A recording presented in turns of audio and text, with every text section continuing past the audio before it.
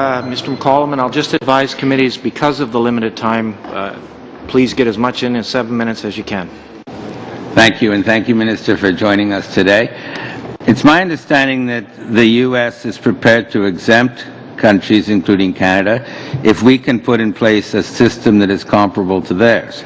So my question is, have you considered that possibility? It would be a lot less intrusive in terms of privacy concerns. Why can we not do it ourselves in a manner similar to theirs and thereby avoid all this? My understanding, and I'll let the officials answer that, but my understanding is that Canada, of course, is not providing the information. This is information being provided by the airlines to the American authorities. In order to set up a new institution which would then take in information from passengers coming to Canada or in Canada who would then be overflying the United States, would necessitate the creation of an entirely new administrative body. My understanding is that this cost would be somewhere in the neighborhood of $150 million over and above the cost that this puts us to. So the issue is a significant one in terms of cost, but I don't know if there's any further details on those costs. Perhaps I could just add, it's not simply an issue of cost. There is also an issue of what the U.S. expectations would be of Canada developing a comparable program. And we did have some initial discussions with the U.S. government, and their expectation would be that at a minimum, Canada would run the U.S. no-fly list, which from a legal perspective we felt would be quite difficult for us to do. I think the other issue is also the time it would take to put in place a comparable program. The U.S. government has taken a number of years to develop the Secure Flight program, I would say a minimum of 5 to 7. And given the timing of the program and its implementation, there was insufficient time for Canada to proceed with the development of such a program if a decision had been made to do so. Well, I would have thought it would be less bad for Canada to run this list, this U.S. list, than for the U.S. does, because we're not quite sure what the U.S. will do with this information. So I guess my next question would be whether the American Privacy Act is legally binding in the case of a Canadian flying over the United States. Well, as I can, and I'll let the officials continue on with my comments, but it's my understanding that the same legal protections are in place today in respect of this list as were with respect to the list that your government provided to the Americans in 2001, 2002 with the provision of that information. So in terms of protection, it has not altered in any way. The same protections that you insisted upon back in 2001, 2002 are presently in place. Well, that's not my question. We're now extending the rule to flying over the U.S. as opposed to landing in the U.S. My question is whether the American Privacy Act is legally binding in the case of a Canadian flying over the U.S.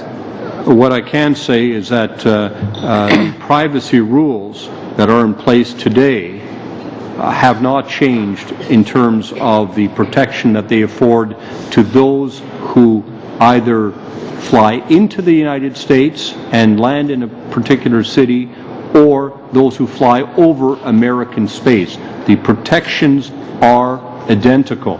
And I'm just... well, I wonder if one of the officials can give us... I don't want to use too much time, but all I need is a yes or a no. Is the American Privacy Act legally binding in the case of a Canadian flying over the U.S.? Yes or no? I think, Mr. Chair, in terms of answering that question, what we can say is that the U.S. Secure Flight final rule does stipulate the kind of privacy provisions that the U.S. government is taking into account in terms of how it intends to treat the information that airlines and air carriers will provide to the U.S. government. They've made clear in their rule the information is used for aviation security and national security purposes. All right. It's my understanding the answer to that question is no, that we might get assurances, but the U.S. is not legally required to give the same provisions to Canadians as to Americans under their Privacy Act. But the Minister talked about the time that would be required to implement a Canadian system, but that brings up another issue, which is why the government has had a long time to act on this. You've known about this for a long time. The bill itself is just one paragraph long. So my question is, why did you choose to wait until June 17th, the last sitting day before the summer break, to introduce this legislation? Was it your goal to try to force the opposition into passing this without proper scrutiny? Because if the deadline is the end of the year, you certainly haven't given us much time, and I don't see why you couldn't have brought this bill forward many, many months earlier. When the final rule came out in 2008, that's the first we learned of how the Americans would actually spell out how the U.S. government intended to implement the law. And it's set out what rules they would carry out. Now, at that point, we continued to negotiate with the Americans, looking for exemptions from that rule. In fact, the Americans did provide us with a very important exemption, especially looking at the Southern Ontario situation, where individuals, let's say, flying from Toronto to other parts of Canada would, for a large part of the many flights, cover American airspace.